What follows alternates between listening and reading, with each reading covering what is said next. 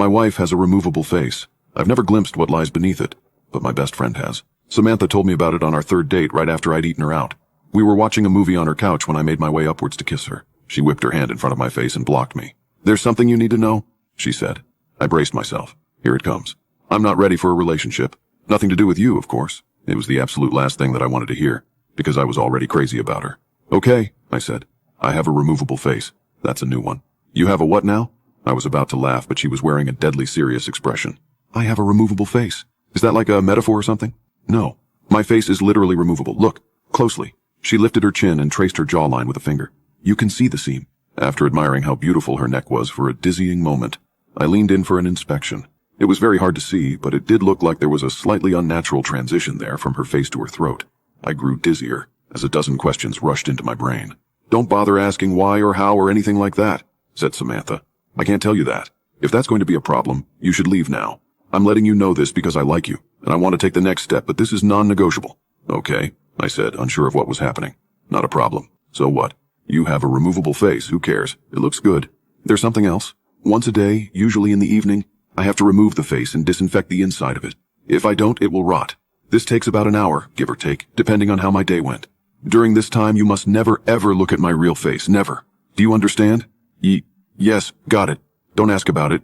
Don't look at your real face." Samantha stood up. "Now I'm going to go into the bathroom and clean my face. That will give you plenty of time to think about what I've told you. If you're here when I'm done, that's great. I would like that. But if you're gone, I'll understand." She turned and walked into her bedroom.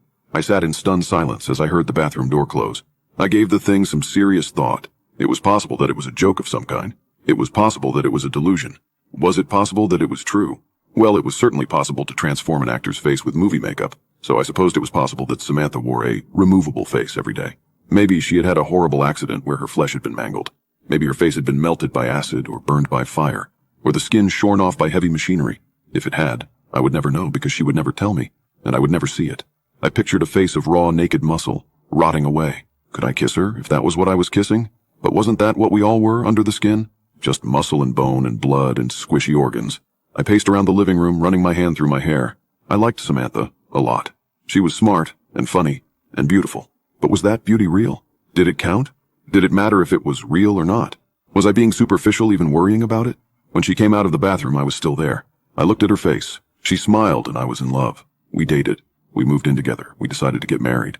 For the most part, it was a completely normal relationship, typical of two young people in love, building a life together.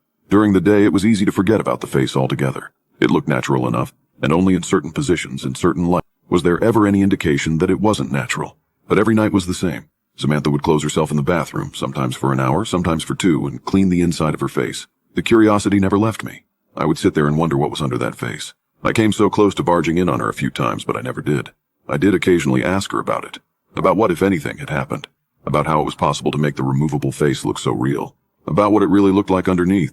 I tried to coax her into showing me, assuring her that I loved her no matter what and didn't give a damn what her real face looked like. I was just curious, that's all. She never showed me or told me the story behind it. She didn't get upset at me, unless I was really badgering her. She'd just shrug and say, "You know you can't see it. You know I can't tell you about it." I never told anybody about Samantha's removable face. It's not that she asked me not to. I just didn't think it was anybody's business. Except once I did tell somebody. It was during my bachelor's party. We had rented several cabins in Big Sur and spent the night drinking and packing our noses with powders that we shouldn't have been packing our noses with. Everyone else had passed out, and the sun was creeping up behind us as I stood on the majestic cliffs with my friend Chris, looking down on the Pacific waves crashing against the rocks. Chris was my best friend, as close to a brother as I'd known. We'd grown up together and visited each other at college often, and spent the summers together. After college, we'd moved to different cities, but we stayed in close contact. Standing there on the cliffs, I told Chris about Samantha's removable face. At first, he thought I was joking. Then he had 1,000 questions, most of which I couldn't answer. "What's underneath?" "I don't know, man, I don't know." "Doesn't that drive you crazy, not knowing?" I shrugged. "Lots of stuff I don't know. Don't know how to do calculus, and I don't know what happens when we die. But dude, she's about to be your wife, and you don't even know what she looks like. I mean, I'd have to take a look. Like, you could set a camera up in the bathroom, that's where she does it, right? Set up a camera and have a look, and then you'll know." I sighed. "Yeah, it drives me crazy. I've asked her 1,000,000 times, but she told me I could never look. Gotta respect that, man, even if I don't like it. That's love." Chris laughed. "You telling me to respect a woman? Up is down now." Then we fell back into talking about old times as a new day dawned. Chris was in town for business last week and planned on spending the weekend at our house. The conversation at Big Sur had happened 4 years ago, and we hadn't spoken about Samantha's removable face since, despite keeping in close contact and seeing each other as often as two people transforming into adults in different parts of the country can. It happened on Saturday evening. We were lounging lazily in the backyard, deep into the beer, having just finished with some grilled steaks, when I got a text from work. God damn it, I groaned. I have to make a work call. Seriously? Said Samantha, raising an artificial eyebrow. On a Saturday night? My biggest client, baby. Sorry. It is what it is, I guess, said my wife. I'm going to head inside and get cleaned up. Chris, are you okay just hanging out for a bit? Chris smiled. I'll be fine. Got my beer, got some weeds to pull in your garden. God knows your lazy-ass husband isn't going to do it. Those tomatoes are choking to death. It's a tragedy. I rolled my eyes and went into the side yard to make my call. 15 minutes into it, I heard the screams coming from inside. Both my best friend and my wife were wailing in terror. I dropped the phone and ran into the house and down the hall to our bedroom. Through the open door, I could see that the door to the master bathroom was also standing open. "Don't come in!" screamed Samantha. "I don't have my face on! Call an ambulance!" "He looked. Oh God, he looked!"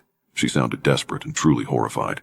That made me desperate and horrified, and I wanted to rush into the bathroom, but I knew suddenly that that would be a mistake.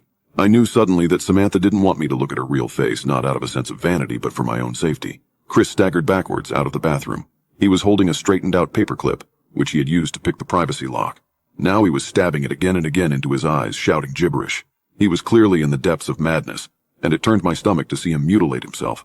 "Call a fucking ambulance!" my wife screamed. "Don't come in here, he fucking looked!" I turned and ran back to the side yard where my phone was lying in the newly mowed grass. My client was still on the line, alarmed, asking what was happening, what all the screaming was. I hung up on him and called 911. When the paramedics arrived, Chris was having a seizure in the hallway. Samantha was stroking his head, sobbing. Her face was on, but it had been done hastily and everything looked a little off.